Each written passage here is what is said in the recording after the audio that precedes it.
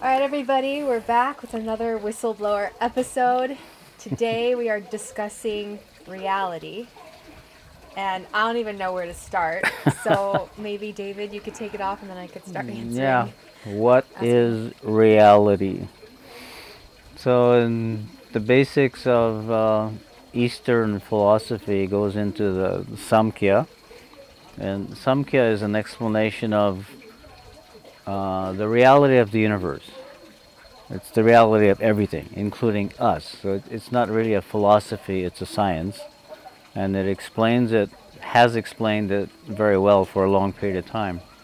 And what I have seen in my continuing education of looking at things and watching science and keeping up with the latest research, especially the field of quantum physics, which physics is the study of reality also in Western. And what we used to believe and what I was taught in school, I went to school in the 50s, so it was a while back, but the science then was based on Newtonian physics, which was put together centuries ago by Newton, and it's a very practical science of studying the laws of motion and mass and dynamics of how energy is used to move things and how much force it takes to move this. So it's a practical application dealing with this world. But since then, I mean, the reason it was studied as such back then is it had to do with the church being in power, and the church wanted to deal with everything mental and spiritual, and science, if it stuck to the ordinary and to the material world, could do its thing. But mingling the two was against the rules of the church. So science and physics became something quite separate from mind and separate from consciousness and anything spiritual. So it created a great divide. And then in modern times, science has come back around, and at this point in the 21st century, they're having to reconnect. And with all of their experiments, they have discovered that there is a kind of a consciousness and a communication between atoms. Can we stop right there real quick? Yeah, Okay. How was that proven, or what? They said they discovered it, but how? Like, how did they discover it? they're playing with particle physics and actually going beyond the particle. And they take two atoms, let's say, that have been in a compound. They're connected somehow in a relationship at the molecular level, atomic level.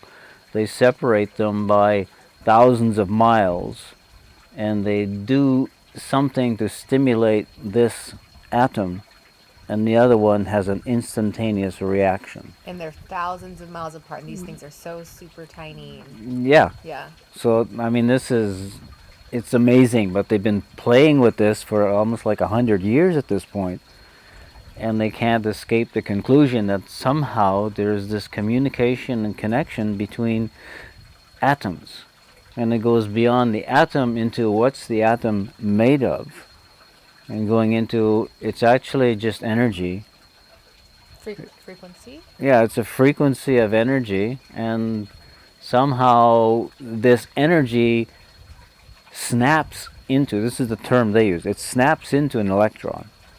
It becomes an electron momentarily, and then it dissolves again. And another wave of, essentially, it's electromagnetic energy, they call them little quantum fields, however you want to describe it. It's an energy that becomes an atomic structure. It can be an electron, a proton, it makes up the atom. And these are constantly coming into being and dissolving. So this is pretty amazing in itself. So what is reality then? If the atom doesn't actually exist as such, and quantum physics is been revealing this. Yeah. So it's going beyond the old paradigm of Newtonian physics where, okay, there's atoms, there's molecules, there's stuff, there's compounds, and everything is made of this, and if we move the atom this way, we can combine it with that atom and make a chemical. And then you've got the whole, like the whole birth of the pharmaceutical corporations, which are playing with atoms and molecules. But the atoms and molecules aren't real. And what they discovered in playing with the measurement, the measurement of these atoms and electrons, when the waves of possibilities, they're trying to figure out what it is. And there's a famous experiment called the double slit experiment, where they fire electrons through a little slit. And if it's a little particle, it'll hit exactly on the screen in behind. And then what they found is, well, it doesn't actually do that. It's like it goes through as a wave, and it makes this field of something hitting the photographic screen on the other side. Now, if there's a scientist observing this, or if a camera is watching to see what's coming through the slit, it changes. That's the experiment of if it's being observed, it Yes. will change Yeah. by the It changes its reality according to by who's- being observed. So this is mind-blowing revelation, and they've been doing the same experiment over for 100 years at this point with more and more refined equipment, and they keep coming up with the same conclusion. What is reality? The electron they're firing through the slit doesn't come through as an electron. It comes through as a wave by itself. And as soon as you're looking at it, it comes in as an electron. So the conclusion here is, if there's an observer, the observer is influencing reality at this subatomic particle level. And this is pretty interesting, and if this is true, and it's being shown again and again that this is the way things are working at the inner level of reality, inside you, inside your atoms, molecules, inside your DNA, your observation, your expectation, and your mind are actually influencing what's going on. So this is at the very minute, as we know it, the micro level. Yeah, very micro. So Almost sub-micro. It's not even formed into the micro pieces of atoms. It's in this realm which in physicists are calling waves of possibility. It's only a possibility of becoming an atom or a molecule. And what determines what it becomes is the observer. So when we now look at it at a macro scale, the entire universe and galaxy as we know it, if we're saying that the observer can affect the micro, it could also mean the observer can affect the macro. So does it mean this whole reality as we all know it is a collective expression Expression, yeah. that we have all created together? Yeah. Okay, wait. So Okay. the collective So- human mind is daily creating and recreating the reality that we have become accustomed to. And the reality we're accustomed to is coming from what we saw yesterday is still here today. Okay? So it's a So that reprojection. Yeah. So yeah, reprojection of what we know. And I'm sure part of why we do this as a human is for our own sanity.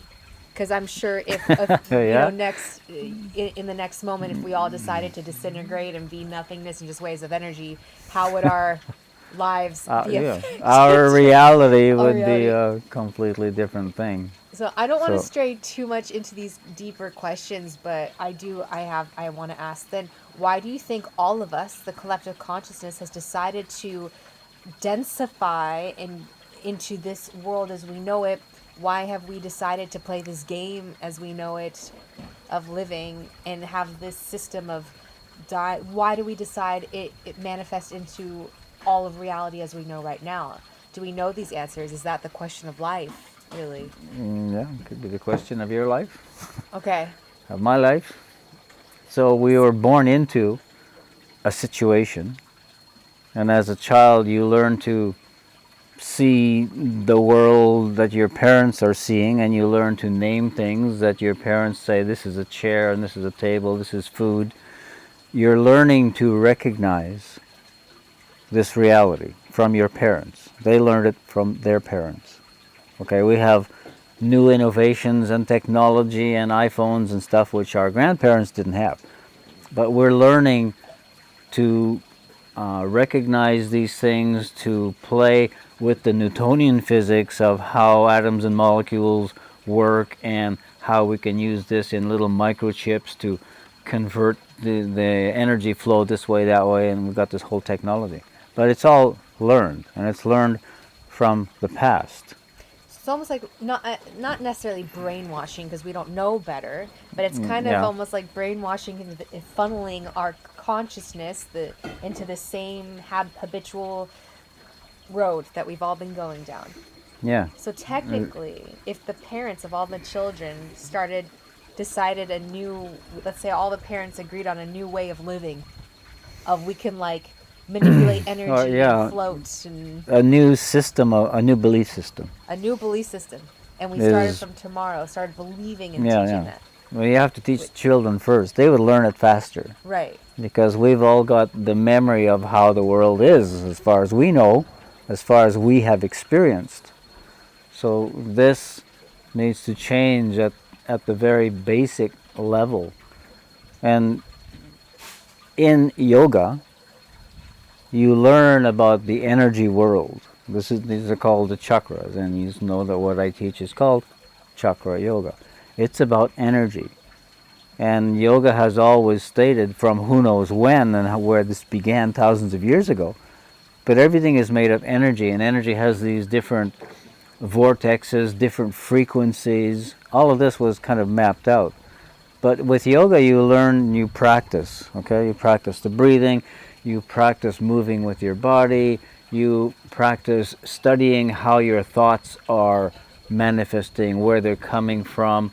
So you're looking at how energy is working inside you, and you learn to feel the different energies of what we call the chakras, the different frequencies. Everyone has a different sensation, a different feeling, a different color, a different sound, but you're experiencing life from this energetic perspective. And when you go deep enough with concentration into these meditational states, and you're inside the energy field of the chakras, you have this sensation of this is a reality that's beyond the material aspect of my body, but this is the reality out of which the atoms and the molecules and the cells and my DNA is made of this energy. That it's us, we can influence it. And this is what quantum physics is pointing out. We're influencing it out in this laboratory with all the incredible equipment and things they've made, like the Hadron Accelerator, for instance, which is using magnetic fields to bend the atoms and particles in these huge high acceleration circles to smash them together to see what the atoms are made of, etc. And yoga goes to the inside and feel the energy instead. So if we can influence these atoms and particles and they go according to what we are expecting to see, and this is the conclusion of many physicists, then what about us? What about the subatomic particles in our cells that make up our cells? If the scientists, the observing scientists, can influence what's happening out in the field and out there, they have to conclude that we have some kind of an influence on what is happening to these waves of possibility in us as they form into our cells, our molecules, our chemistry. So there's a new field in science called quantum biology. It's a brand new field, and many people don't know much about it yet. Yeah. You can look it up online. Wow. These Okay. days you can just click and look into this. It's a new field and they're just beginning to research, but they're realizing that, well, if it's true that we're influencing reality at this minute level of subatomic particles, then we need to look at how we are influencing the reality within ourselves. Okay. I'm with you. Can you also say we can't fully influence the reality within ourselves without also the other players in this universe, reality as we know it, also working on it? Because if I could sit here and meditate and work on visualization and changing my future, manifest what I want, let's say I could do it. But that also requires everyone else in my reality to follow suit. But they have their own Yeah. issues, whatever. So is Yeah. that why it's so hard for us to access this capability? Because it requires the collective to make a significant change in how we perceive reality and in what we can do with it. so I asked that right. I didn't know how to phrase that. So you get what I'm Yeah. saying, right? Yeah. Okay, so how do we So it's like if you believe in one thing and everybody else believes something else, your belief system is swimming against the current. so it makes it very difficult to then manifest the reality I would want. Yeah. Or I mean, if you're keeping to yourself and just observing your own body and wanting to heal something in your body, you can do that if you understand this and if you can feel these energies of the chakras. Now, if you tell someone else about it and they say, I don't believe you can do that, then you've just put a big block in your own belief system. And since everybody else is believing that you cannot heal something, let's say, if you have to go to a doctor for surgery, well, then you're stuck in that belief system. So you have to step out of it and be by yourself and follow your belief. And your belief needs to be founded on, I can actually feel these energies. Okay? So there's one thing. Before we go any further with that, you have to look at the greatest minds that have existed. If we look at what they said, let's take the enlightened ones. Buddha. Buddha says everything originates in the mind. Everything is essentially a mental projection. Now, Jesus came along and he said, if you have enough faith and belief as much as a mustard seed, and you want that mountain to move and you believe it will move, it will. So when he was doing miracles and walking on water, he was totally going against the impossibilities of the people he was with. But he had enough experience and strength and power to do that. So he was saying, your mind is the most important thing, what your mind believes. And the Buddha said, it's all in your mind. And yoga says, mind over matter. Now, quantum physicists are saying, your mind is what's influencing subatomic reality to be snapping into the atoms and molecules and things that make this world. okay, So this is a new paradigm shift, okay? Totally different from what Newtonian physics was explaining. This is coming to a whole different level of understanding reality and incredibly empowering.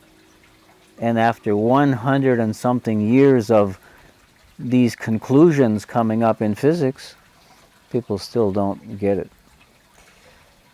do you think that the information why aren't it does sound kind of like, I don't want to say woo too magical. I mean, for me it's cool. I'm on board and I get it. I'm obsessed with I dive deep on Google and YouTube and do my research. But for the people, some people are so stuck in the Newtonian way that they don't even want to do the research to see if it's a possibility.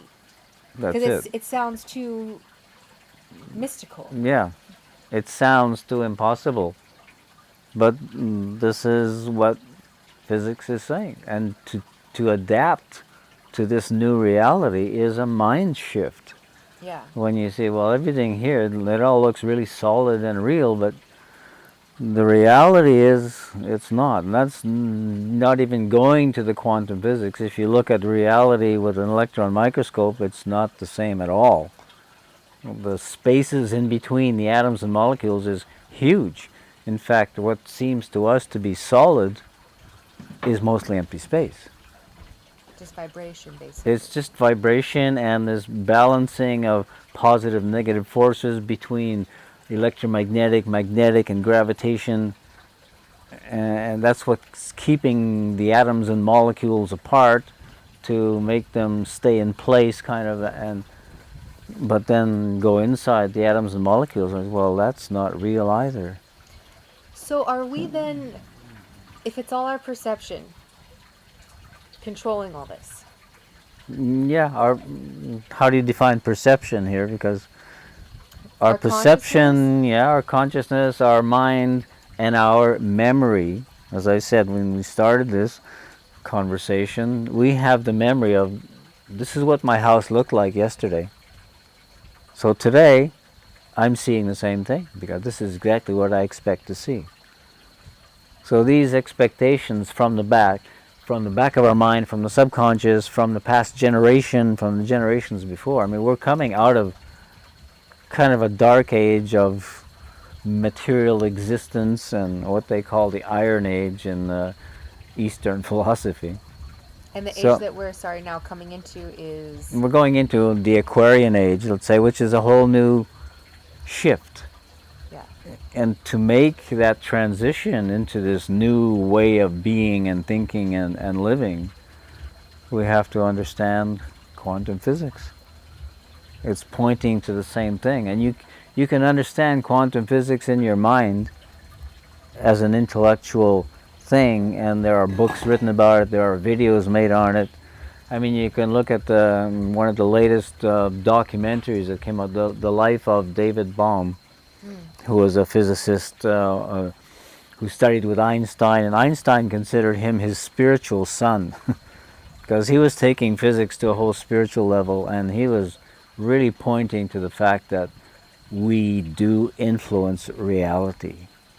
Einstein had a hard time with that. Yeah. We can influence it, and he came up with a whole brilliant concept of energy and matter being two different sides of the same coin. And E equals mc squared is a way of calculating how much energy there is in any amount of mass, etc. But that's still material level. The fact of we can now change matter into energy. We can make bombs that explode and take a piece of uranium and blow up a whole city by turning it into energy. But at a more deeper human level, if we can take matter and some of our material existence and change it into energy, it becomes a lot of energy. So... Go ahead. I don't want to make it a dialogue or a monologue. No, it's beautiful. I don't... Okay, with all this, could you then technically say that through our Ajna chakra, through our brain perceiving, whatever, are we technically then in assimilation? Do you know what I mean? Yeah. We are experiencing life through our mind, and everything out here, the reality of it, it's not a solid door or a wooden floor. It's a bunch of molecular vibrations which are taking the shape in my mind of a door and a floor and a person. My mind is putting together the information which comes in as electromagnetic energy to my eyes, vibration through my ears, it's all vibration that your brain is assimilating into your view of reality. And we all have a slightly different perspective on this reality, but we all have a common agreement on the wooden floor is there and it's solid wood and I'm not going to fall through it. So is that why if you take a psychedelic, it breaks down the the constructs of everything we've agreed on, so you can kind of see through that? Yeah. And this is why these psychedelics have been eliminated from Western way of life and made illegal, because if everybody sees through the illusion, we're going to behave very differently. We're not going to take the material world so seriously. And all the Aboriginal tribes and native customs of the world are still using these psychedelics. Like ayahuasca has become quite a popular thing here and all over the world. It breaks down, you see beyond the form, the shape, and everything can start to become vibration. You're seeing something much closer to reality. So by you saying that implies that there is something or someone or some force that knows this information, understands it, and doesn't want most of the population or the human race to understand this, to have access to... Well, it would change reality. It would change reality. It would change the structure of society and the purpose. The goals of consumerism would no longer make sense.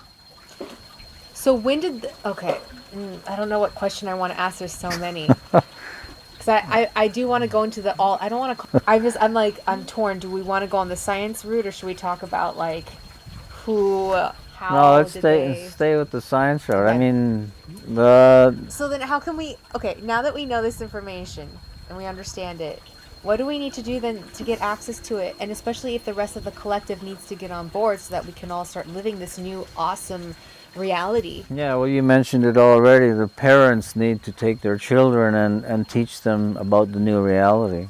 And so that they're brought up knowing about this quantum world.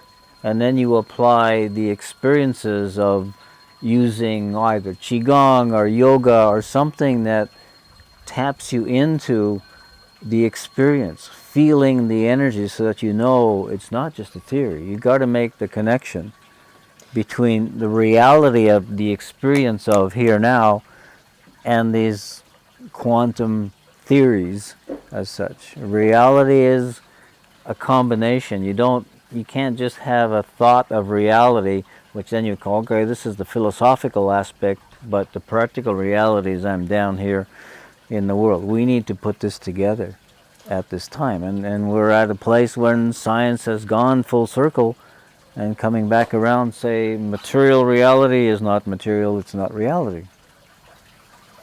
So people just got to keep on doing their own research and getting inspired and educating themselves, one.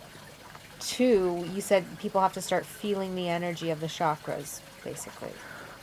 If you don't feel the energy, you're not going to really understand it or be able to work with it. How can we feel, can we work on, like, how would one feel Muladhara, since that is the most concrete of the chakras? Yeah, that's your ground, and in the yogic world, this is the force of gravity, scientifically, and you experience it every time you move. You're contracting a muscle, and the muscle works on this pulling together. It's the force of gravity. It's the force of Muladhara, which becomes gravity out in the world out here. But in us, we can feel this by using the muscles. So working with the Dundal techniques is one way. And then we apply this little technique called Mula Bandha. Okay, Mula Bandha is contracting a muscle at the base of your spine. It's actually connected to the anal sphincter muscle, etc. But you can feel that pulling together, and it's a feeling. You have the experience of feeling this. So we're talking about gravity, the first chakra, Mula Bandha. How So, to feel and experience it. So yeah, people watching aren't just like, well, I don't understand Yeah. how to feel it. So I know there's a lot to it. Yeah, there's a lot to it, and there's a lot to feeling each of the chakras as you go up the spine, and the energy forces of these chakras are very real, but they're, to get into actually feeling it requires a certain amount of practice and effort with concentration. Let me give you an example of, we talked about the first chakra, it's gravity in science, and you feel it by this Mula Bandha technique of contracting. You can feel it in your muscles contracting. So you're getting in touch with an experience that is real in your own body as you do this. Now if we go to the fourth chakra, it has the opposite force. It's called repulsion in science. Anahata is the name of the chakra, and the repulsion is the forces of the air element. If you put air molecules close together, they're under pressure. The pressure is created by this power of repulsion, which is actually pushing them apart. That's how a balloon gets bigger. The air molecules don't want to condense into solidification. They have this repulsive force that keeps them expanding. So you can feel this, and we work with the breath, let's say, and you feel your lungs expanding and contracting, and you can feel this as a reality. What you're doing is you're connecting, you're experiencing the feeling of this energy that makes you expand. The air goes into your lungs, the air molecules, like in a balloon, make you expand. Some of those molecules then go into your bloodstream, the oxygen, and goes to power or fuel the cells to do things. But the feeling of that is right from here, and you can experience it. Now, people can try this, but most people are out of touch with their feelings. We're too much in our heads. So getting into feeling these things and spending time concentrating on this feeling so that you start to notice that it's there all the time. It's creating your breathing, and it's part of you at the energetic level. So this discovery of ourselves energetically is a big part of the whole Chakra Yoga system.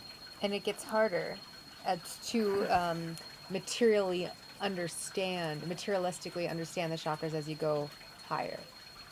Yeah, I wouldn't even say that, because you can go to the fifth chakra, which is going from the power of repulsion to the power of electromagnetics.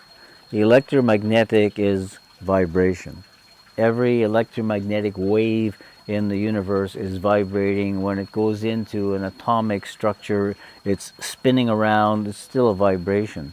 Now, if I speak, the experience of your voice is the experience of vibration. It's an experience. You can feel the vibration, you can hear my voice, so you're experiencing it. It's pretty tangible. That one's pretty It's tangible, yeah.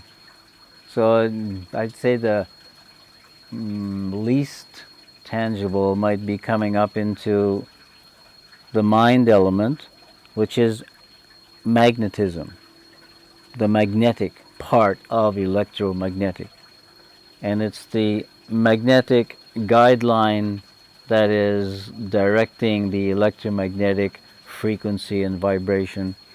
You learn to play with this and work with it. You talked about Ajna Chakra. This is how you direct and control things. You control your thinking, maybe. Most people don't. Thinking just happens and you're watching it.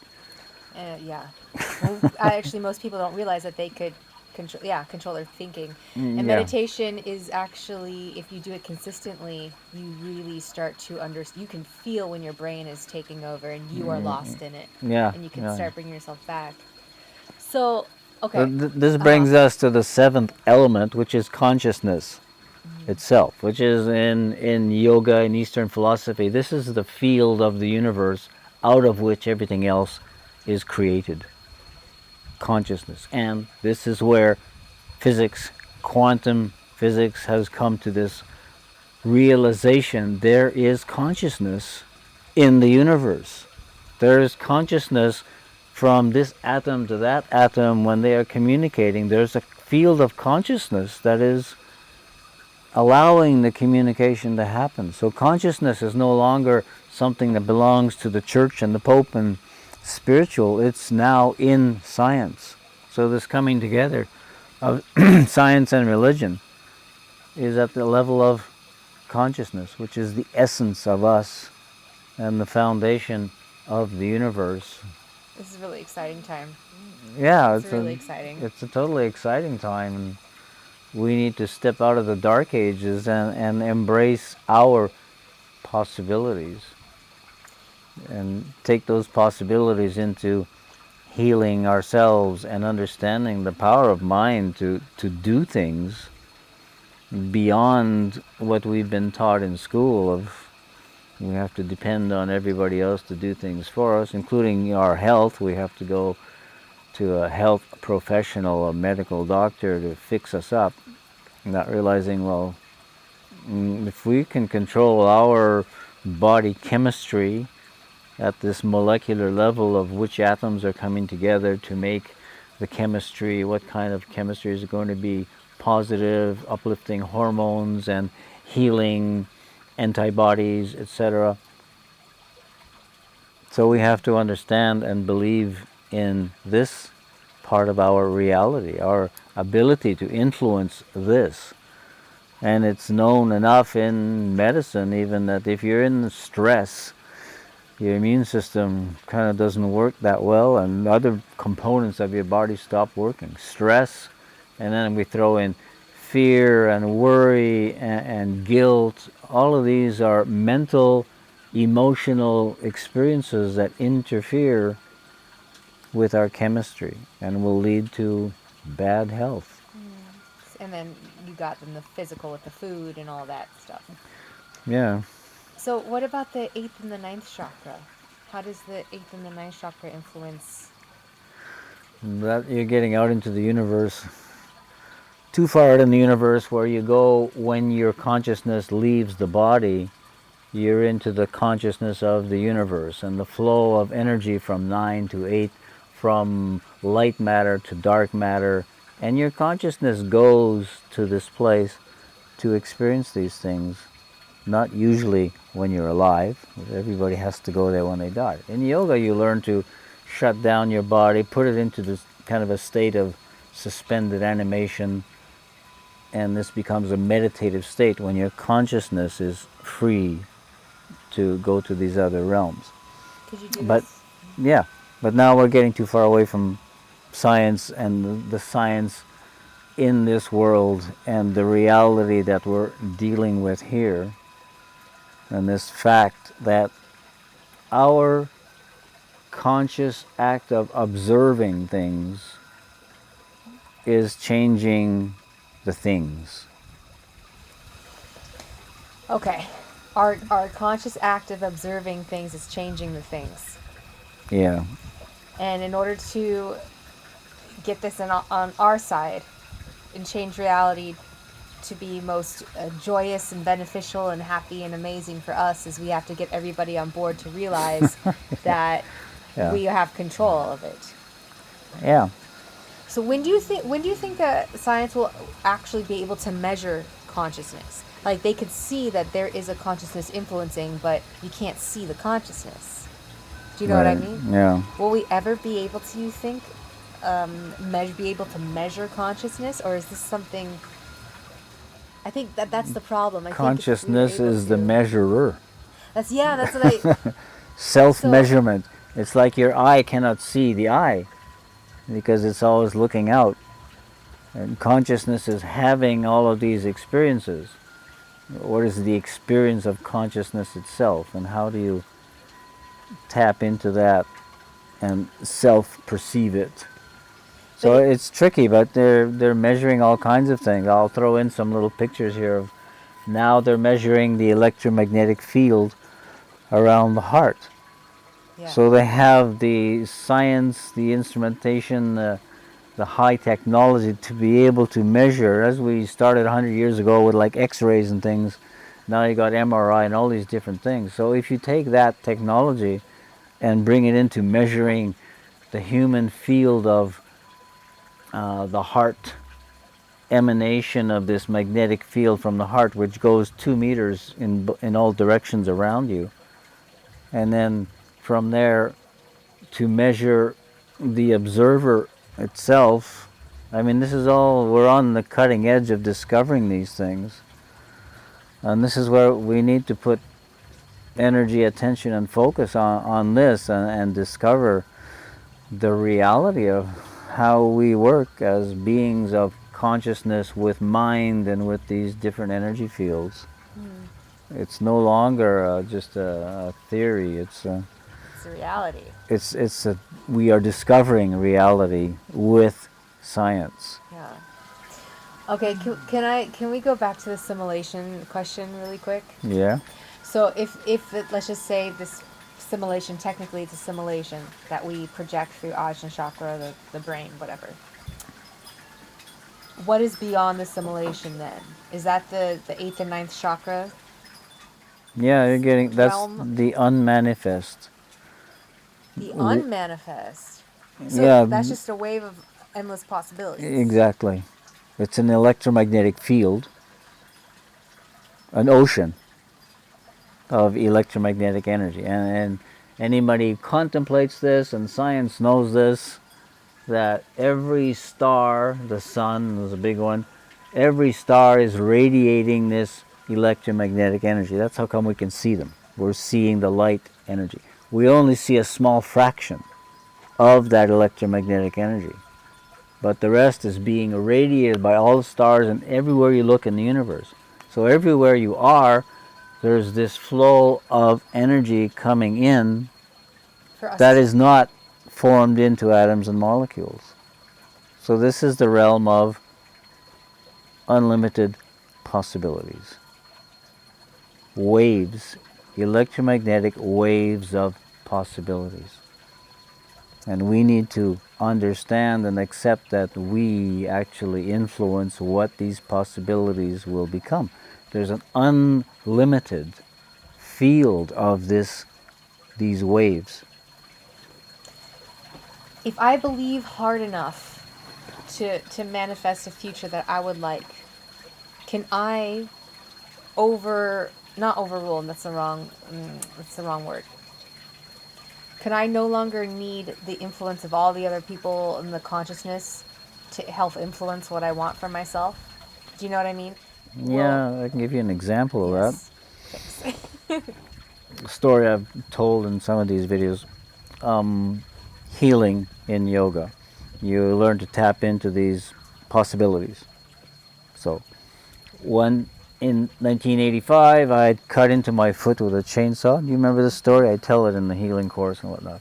And tore the tendon apart that moves the big toe.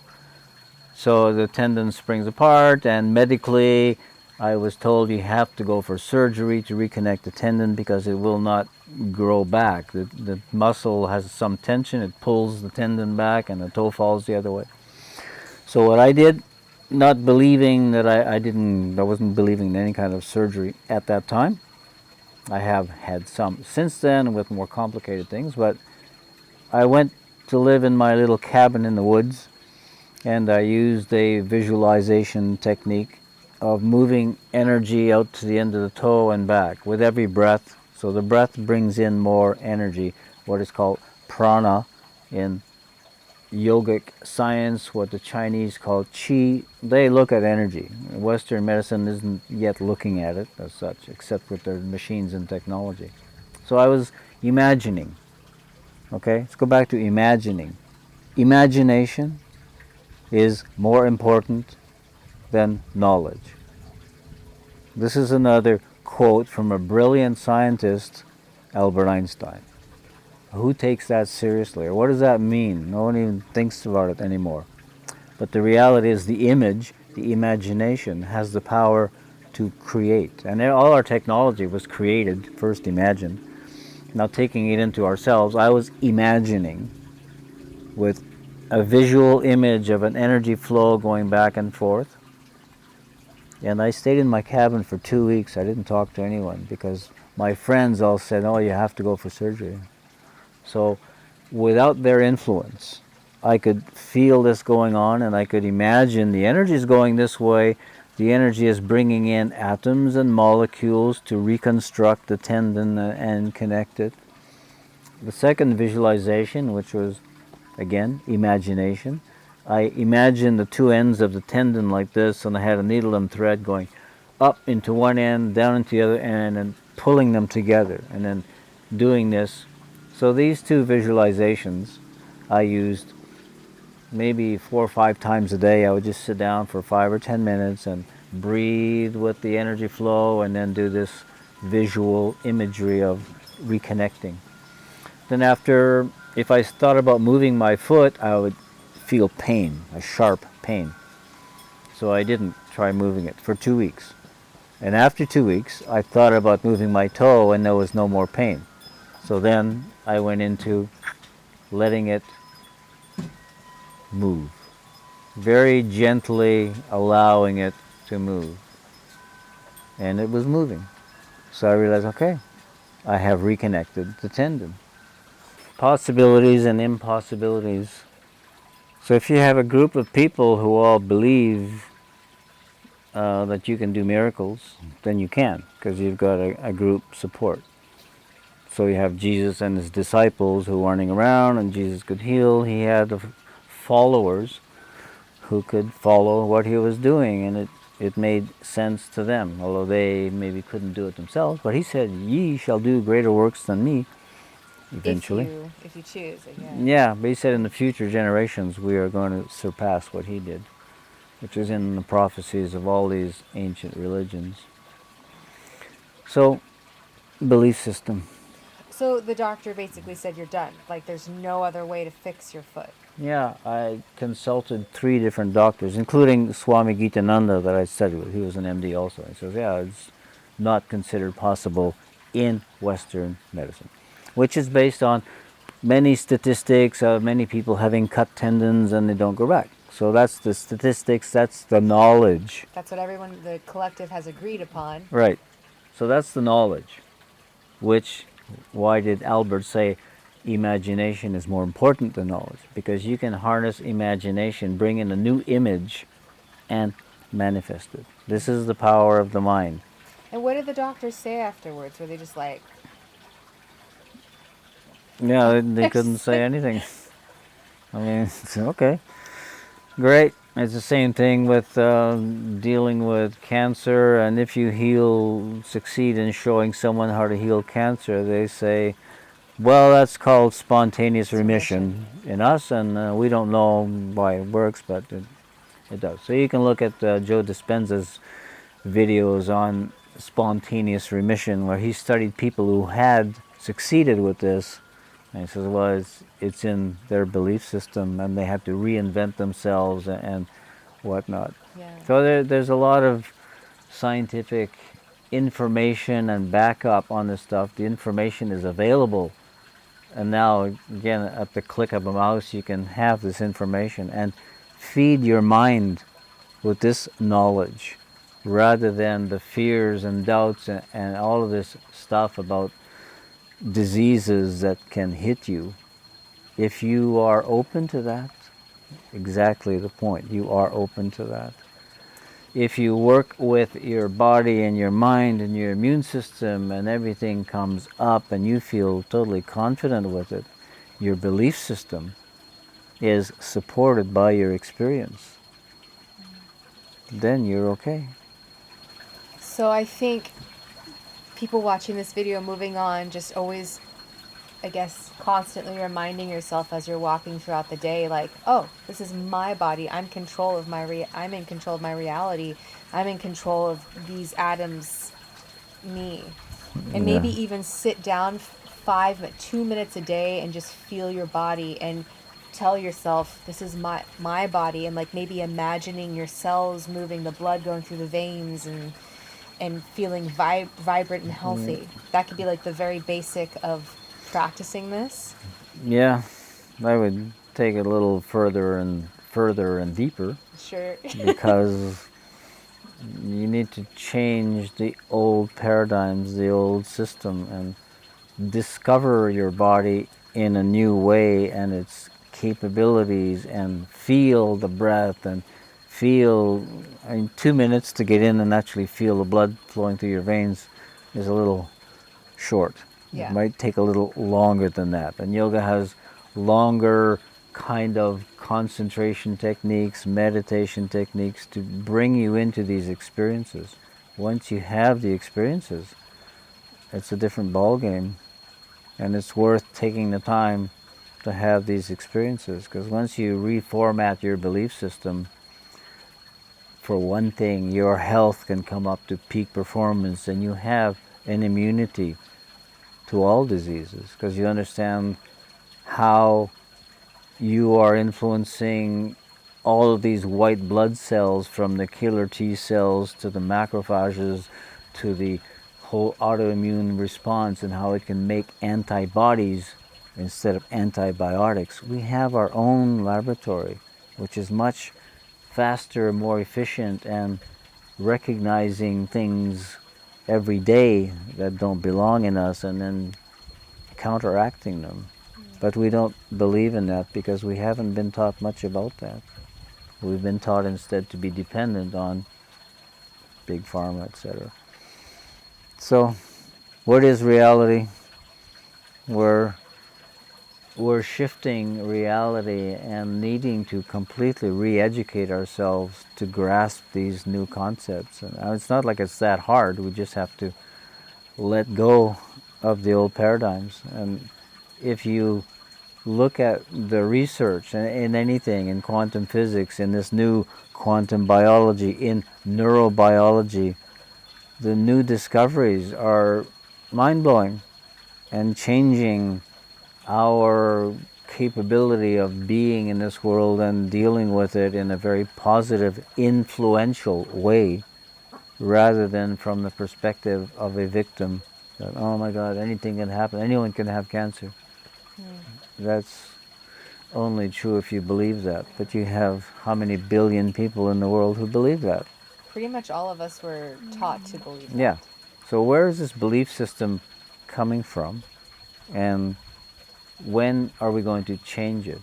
Because the belief system is the foundation of everything that's happening to us. So we need to change things at that basic level of the mind.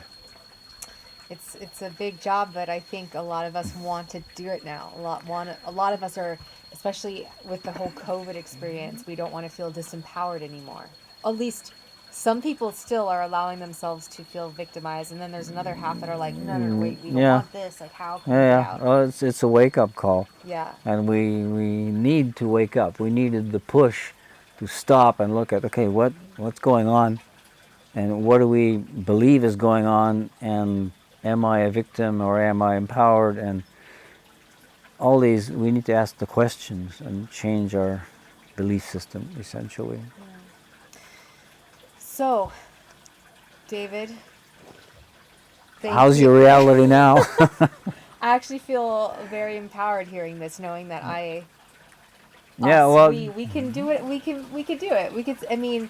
We really can. If all of us decide to just be like, nope, we want to change and we want this reality, it could change instantaneously. But there's so many billions of people on the earth, it'll take some time. Yeah. But I have faith that it's changing. It takes time to change a belief system.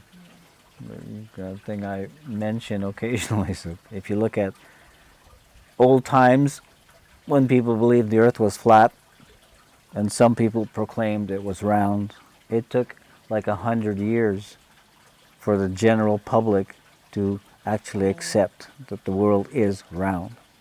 So now we accept that the world is round, but now quantum physics is saying the world isn't real. Oh, so. God, I hope it doesn't take 100 years for us to be like, okay. Well, it can't. We wouldn't survive another 100 years at the present rate of global destruction and disease. So we need to make the shift faster. And everything is moving faster. Yep. Everything. And technology is accelerating, and it's humanity that's been left behind. We have not adapted or changed our belief and our behavior in accordance with what we now know about the reality of the quantum world, our molecular being is very different. It's moldable and changeable and always being influenced by our mood, our emotion, our thoughts. Yeah. So Well, here's to a quicker change into the yeah, reality we all want. yeah. And where can people find more of your videos, your teachings, your Instagram? How can people find you? For those that just Well, are listening for the first time. chakrayoga.com is the site, and there's a YouTube channel that's connected to Pyramid Yoga, which is the name of this place. And then I have other videos, some of ours that were taken down from public and are on a different place. But And aren't you teaching a course soon, an online course? yeah, there's an online course. Oh, that's the other thing I wanted to say is that in yoga you look at, there's a concept called Kundalini, which you know about. What is Kundalini? It's tapping into some magical, mystical power. But the reality of, in science, I mentioned you take a little bit of a block of uranium and you turn it into energy. It's a huge amount of energy. So if you take the formula E equals mc squared, and you take 1 microgram of U and you turn it into energy, it would be enough energy to power this house for 25,000 years. What? E equals mc squared. Hey, Einstein gave us this formula 1905, 115 years ago. And well, we used it. Okay, we can make nuclear weapons now because we know that a little bit of uranium is a huge amount of energy. We can blow up a city. We can kill the enemy. Yeah, that's really not what Einstein had in mind.